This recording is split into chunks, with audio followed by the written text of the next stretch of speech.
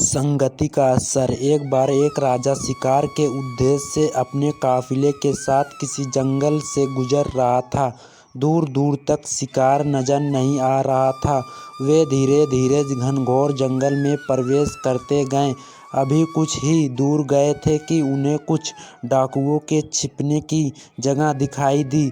जैसे ही वे उसके पास पहुंचे कि पास के पेड़ पर बैठा तोता बोल पड़ा, पकड़ो पकड़ो, एक राजा आ रहा है। इसके पास बहुत सारा सामान है, लूटो लूटो, जल्दी आओ। तोते की आवाज़ सुनकर सभी डाकू राजा की ओर दौड़ पड़े। डाकुओं को अपनी ओर आते देखकर राजा और उसके सैनिक दौड़कर भाग खड़े हुए। भागते भागते कोसों दूर निकल गए।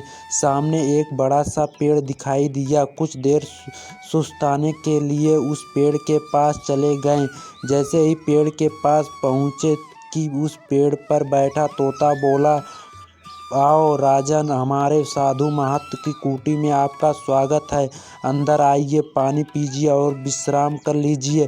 तोते की इस बात को सुनकर राजा हैरत में पड़ गया और सोचने लगा कि एक ही जाति के दो प्राणी का व्यवहार इतना अलग अलग कैसे हो सकता है। राजा को कुछ समझ नहीं आ रहा था। वह तोते की बात मानकर अंदर साधु की कुटिया की ओर चला गया। साधु महात्मा को प्रणाम कर उनके समीप बैठ गया और अपनी सारी कहानी सुनाई। और फिर धीरे धीरे पूछा, ऋषिवर, इन दोनों तोतों के व्यवहार में आखिर इतना अंतर क्यों है? साधु महात्मा धैर्य से सारी बातें सुनी और बोले, ये कुछ नहीं राजन, बस संगति का असर है।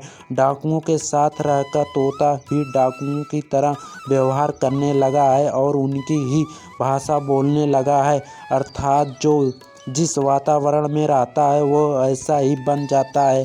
कहने का तात्पर्य यह है कि मूर्ख भी विद्वानों के साथ रहकर विद्वान बन जाता है, और अगर विद्वान भी मूर्ख से संगति में रहता तो उसके अंदर भी मूर्खता आ जाती है। इसीलिए हमें संगति सोच समझ कर करनी चाहिए। वीडियो पसंद आए चैनल को सब्सक्राइब करो। मिलते हैं अगले वीडियो में। Thank you so watching.